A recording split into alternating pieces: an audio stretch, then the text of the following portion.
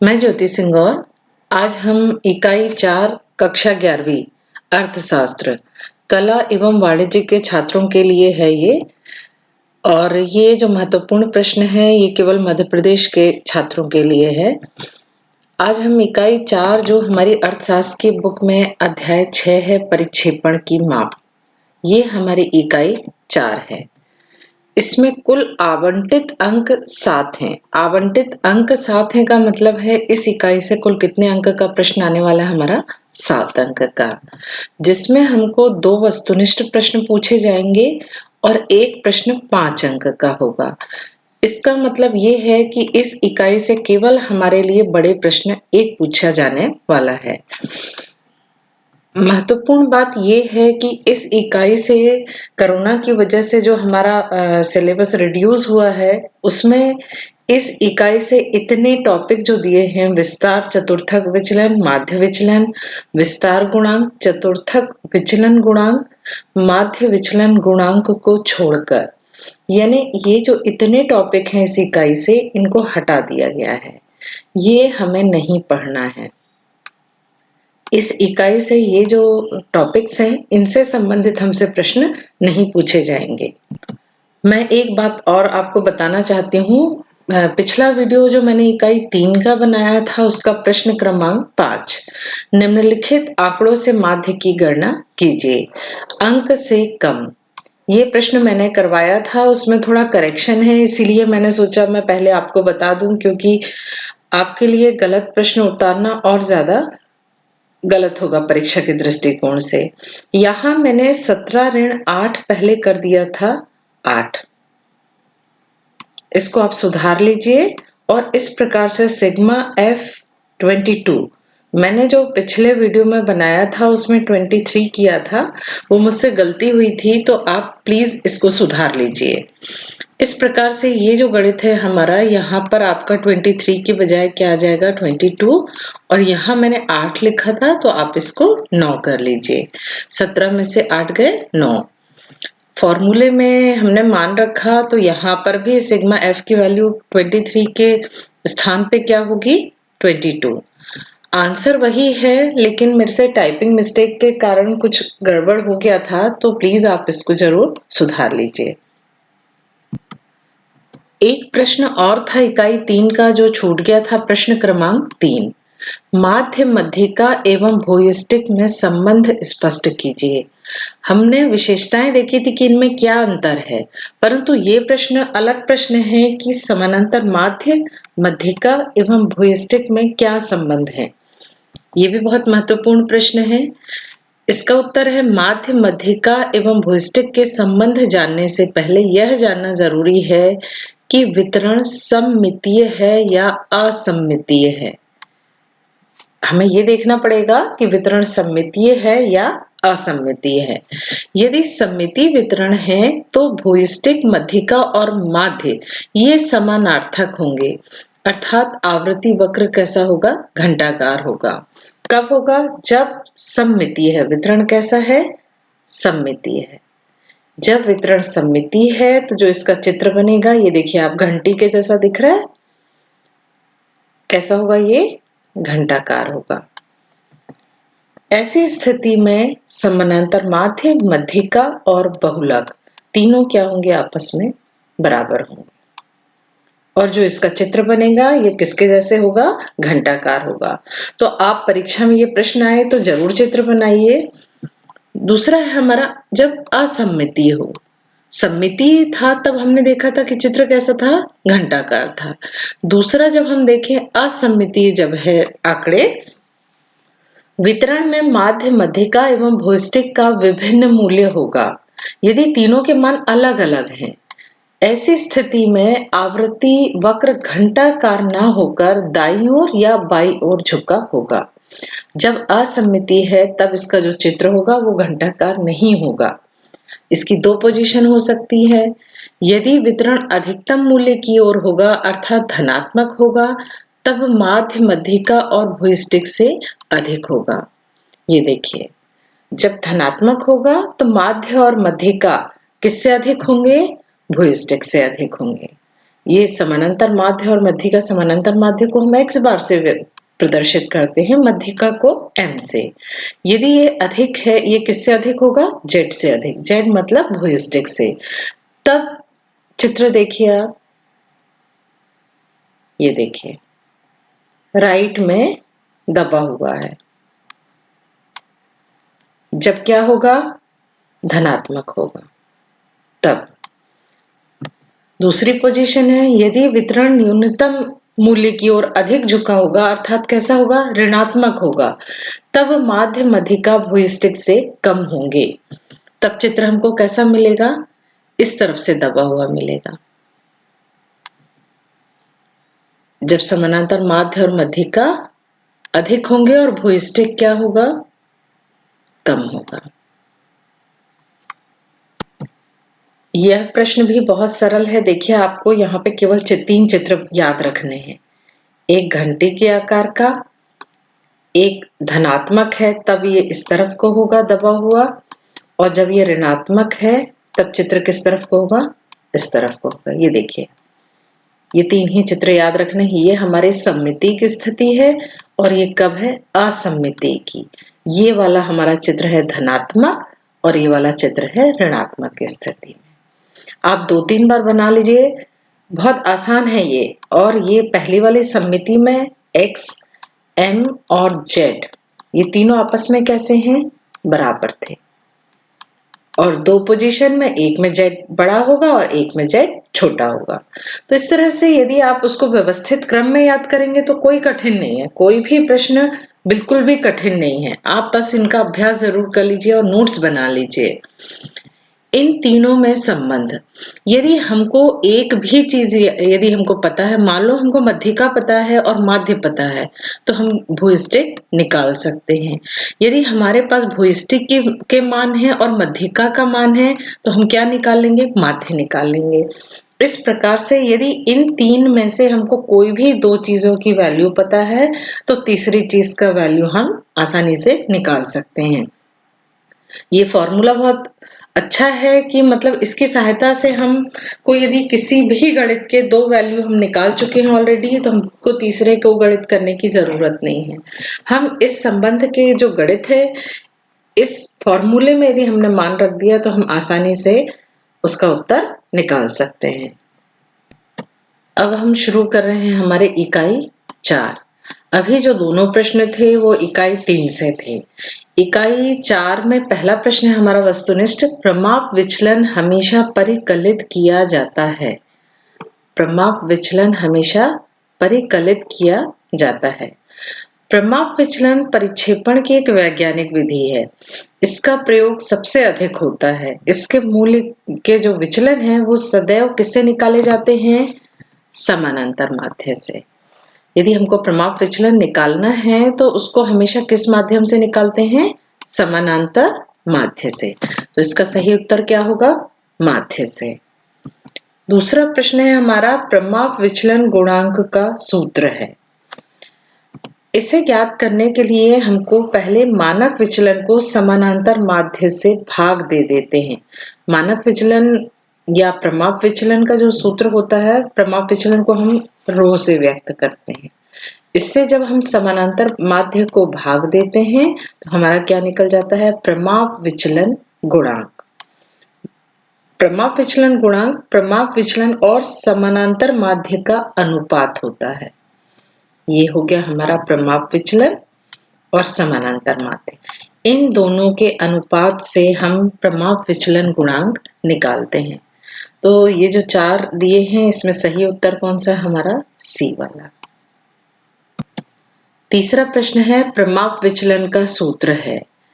प्रमाप विचलन का सूत्र ये नहीं है, ये भी नहीं है, ये भी नहीं है। प्रमाप विचलन का सही सूत्र लघु रीति से, प्रत्यक्ष रीति और 2 रीति से हम प्रमाप विचलन की गणना कर सकते हैं। प्रमाप विचलन की लघु रीति का सूत्र ये हमारा चौथा है। पदों के विचरण के माप को कहा जाता है। पदों के विचलन के माप ही अपकिरण है, ये कथन कहा था बाउले ने। पदों के विचलन के माप ही अपकिरण है।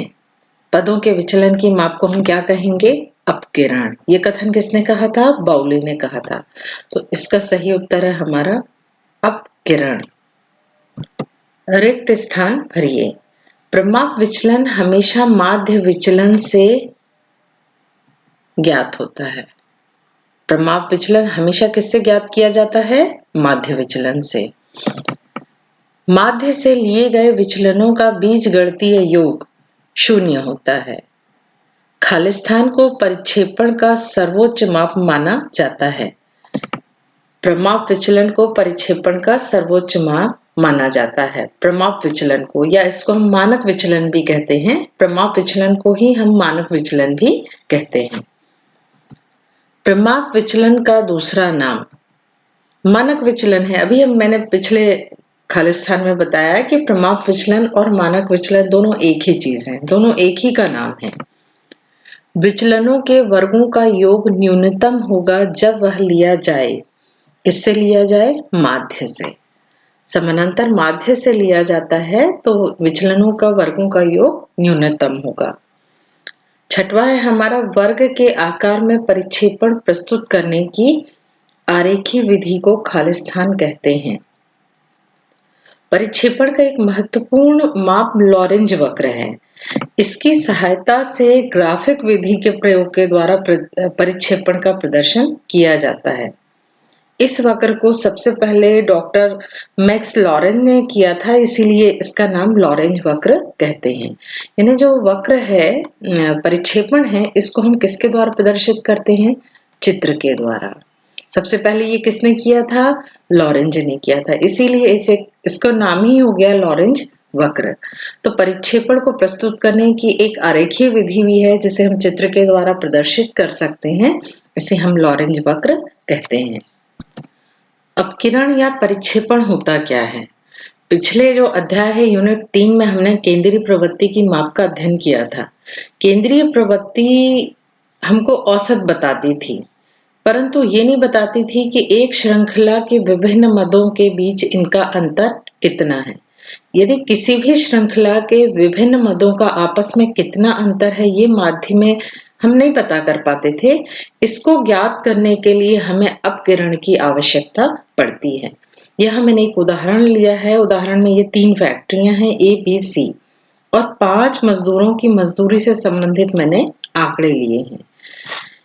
इन आंकड़ों से ज्ञात होता है कि समानांतर माध्य मध्यिका तीनों फैक्ट्रियों के एक समान है। यदि इन तीनों से हम समानांतर माध्य और मध्यिका निकालेंगे तो तीनों का उत्तर 400 आएगा। फैक्ट्री ए के प्रत्येक मजदूर को 400 रुपए यहाँ पे तनख्वाह वेतन मिल रहा है, परंतु फैक्ट्री बी में अलग अलग वेतन मिल रहा है। परंतु फैक्ट्री सी में सबसे अधिक अंतर है। एक मजदूर को 50 रुपए मिल रहा है और एक मजदूर को कितना मिल रहा है? 750 रुपए।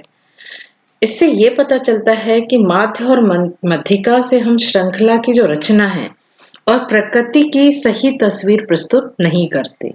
यदि समानांतर माध्य और मध्यिका इन तीनों सारणी से निकालेंगे तो वो एक सा आएगा, परंतु आप इस तालिका से ये देखिए कि इनमें कितना अंतर है। इसमें कितना अंतर है, इसका विश्लेषण करने के लिए हम एक सांख्यिकी विधि का उपयोग करते हैं, वो होती है अपकिरण या परिक्षेपण। तो आपको ये याद नहीं करना है, ये तालिका का आपके प्रश्न से कोई संबंध नहीं है, परंतु मैंने ये बताने के लिए ये तालिका ली है कि अपकिरण की क्यों आवश्यकता पड़ती है। अपकिरण की आवश्यकता इसलिए पड़ती है कि ये तालिका के जो सही उत्तर है, इनके बीच विचलन कितना है, इनके बीच अंतर कितना है, इसका पता करने के लिए हमको परिक्षेपण का उपयोग करना पड़ता है।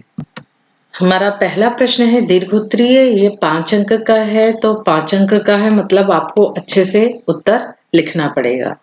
पहला है अपकिरण के उद्देश्यों का वर्णन कीजिए। अपकिरण के उद्देश्य का महत्व निम्नलिखित है। पहला है माध्य से औसत दूरी ज्ञात करना, तुलनात्मक अध्ययन, तीसरा है एकरूपता ज्ञात करना, चौथा है प्रतिनिधित्व, पांचवा है श्रेणी की रचना का ज्ञान, और छठवां है हमारा विचरणशीलता को नियंत्रित करना। जिसमें सबसे पहला का हम डिटेल देख लेते हैं, माध्य से औसत दूरी ज्ञात करना। अपकिरण का पहला उद्देश्य है समंक श्रेणी के माध्य से विभिन्न पद मूल्यों की औसत दूरी ज्ञात करना होता है। अभी मैंने जो आपको 400 का उदाहरण बताया था 3 फैक्ट्रियों का, तो आपने देखा था कि पहली फैक्ट्री में 400 सभी में जो अंतर था वो लगभग शून्य था। उनके बीच अंतर कैसा था? शून्य था। सभी मजदूरों को 400 मिल रहा था। परंतु जो फैक्ट्री सी थी उसमें बहुत ज्यादा अंतर था। तो ये जो अपकिरण है वो बताता है माध्य से औसत दूरी किसकी कितनी है। दूसरा बिंदु है तुलनात्मक अध्ययन।